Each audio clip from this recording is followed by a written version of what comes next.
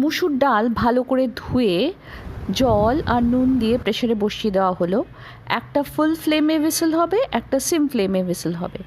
তারপর কড়ায় তেল দিয়ে 5 ফোড়ন বা কালো জিরে ফোড়ন দিয়ে কাঁচা লঙ্কা দিয়ে এটা ডালে ঢেলে দিলেই মুসুর ডাল হয়ে গেল এক রকমের। এটা পাতিলেবু দিয়ে খেতে খুব ভালো লাগে।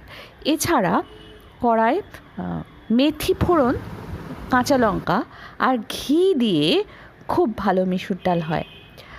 এছাড়াও পেঁয়াজ দিয়ে মুসুর ডাল হয়। পেঁয়াজটা একটু হলুদে নেড়ে নিয়ে সর্ষের তেলে, আর তাতে কাঁচা লঙ্কা আর ওপর থেকে আদা গ্রেট করে দিয়ে দিলে মুসুর ডাল বেশ ভালো লাগে খেতে। এছাড়া হতে পারে টকের ডাল, সর্ষে ফোড়ন, শুকনো লঙ্কা আর কাঁচা আম।